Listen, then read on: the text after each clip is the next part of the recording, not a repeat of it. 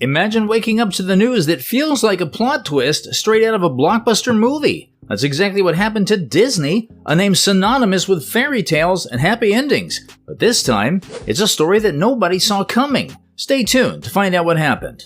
It should not have been shocking when Disney's stock price dropped below $84, marking a 9-year low and placing it comfortably behind Netflix in the list of the largest media companies in the world. Dark clouds have been gathering over Disney's two largest cash cows, Marvel Studios and its theme park division, over the last few years. Social media was flooded with reports this year during the busiest part of the summer about how quiet Walt Disney World in Orlando, Florida was. There was so much conversation that Bob Iger, the CEO of Disney, was questioned by CNBC regarding the low attendance, which he attributed to the sunny state's high temperatures. Let's take our own lives. Just analyze how it was. We can see that it will be full of ups and downs, creating slow growth. In Disney's case, too, it can be applicable once the entertainer was on top with a lot of fans. However, this is not the best time for them. Disney stated earlier in August 2023 that there was a decline in operating income for all of its domestic park operations during the third quarter of 2023,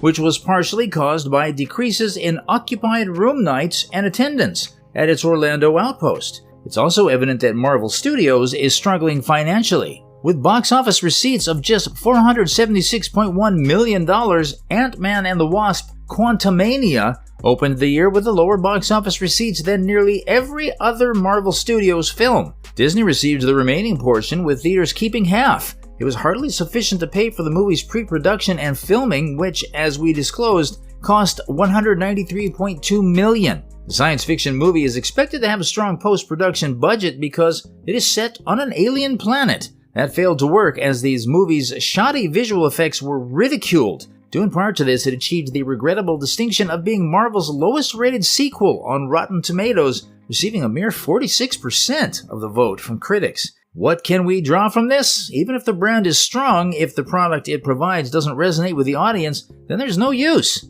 Although it received a low score, it wasn't as low as the most recent installment of the interconnected Marvel Cinematic Universe. We can see that this occurred in July 2023 when The Secret Invasion season finale received the lowest rating of any Marvel streaming series, which is 7% on Rotten Tomatoes. During the pandemic, when everyone was just stuck indoors and in need of some new streaming content, Secret Invasion's blockbuster budget was born, and it ended up costing an astounding $211.6 million to make. Disney spared no expense in its desperation to bring new shows to its platform and outsell its competitors in terms of subscriber base. Disney's stock price reached a high of $203 in March 2021 as subscriber numbers surged beyond initial projections. Their strategy was supported by the markets, which ultimately led to the company's collapse. The company couldn't predict that the pandemic would eventually end, and with it, people's desires for streaming content would wane.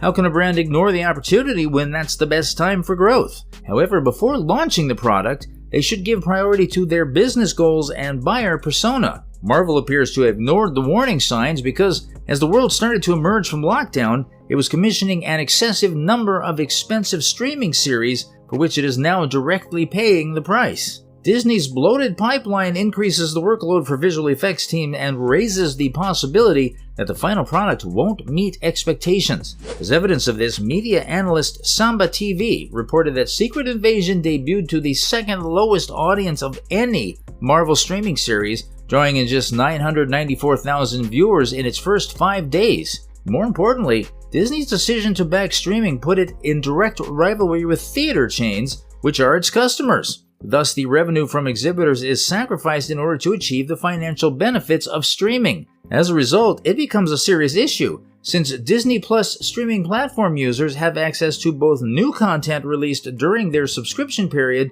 and the entire studio's back catalog. Imagine how online streaming platforms are able to compensate for series or movies that are a tragedy. Are they with the thought that people will watch anything to kill the boredom? Disney Plus used to require multiple theater payments for customers to see different films released by the same studio, but these days, all it takes is one streaming subscription. If Disney Plus had been a profit center, this wouldn't be such a problem, but ever since its 2019 launch, it has been losing money. Disney revealed $512 million in losses from streaming in their most recent quarter, and the platform isn't predicted to turn a profit until 2024. One of the reasons Disney invited Iger to resign from his position as CEO in November of 2022 was to address this challenge. Iger quickly announced that a change in direction, going from streaming more new content to releasing it in theaters, and that was only the beginning. Afterward, he saved $5.5 billion by eliminating 7,000 jobs.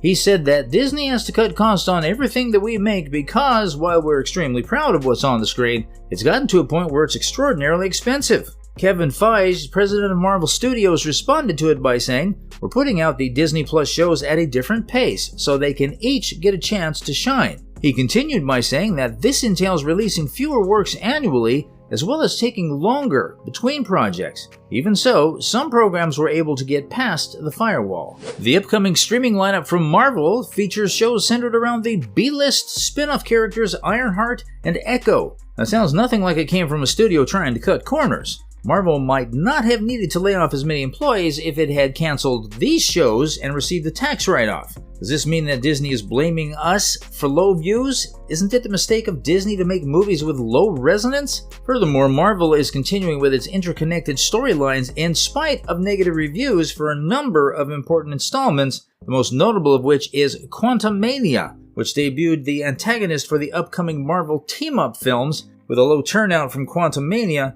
it doesn't look good for them. Multiple films telling interconnected stories are no longer revolutionary. They're just arrogant world-building done for show. Flogging this horse is not only costly, but it also backfires because it makes viewers reluctant to watch subsequent installments out of concern that they won't comprehend what they've missed in the first place. Since the films gave beloved childhood characters serious treatment, adults found the film to be very popular. Hence, this in turn made it possible for parents to watch the films with their kids, which fueled the Marvel Studios machine. The Avengers, a 2012 team film, became the first Marvel Studios film to gross over $1 billion, which increased the franchise's significance for Disney. It started an institutionalization process that resulted in films with characters that appealed to a wide variety of audiences in order to maximize box office receipts. In just the last 5 years, it has debuted Chinese superheroes in Shang-Chi, a deaf superhero in Eternals, and Oscar Isaac played British librarian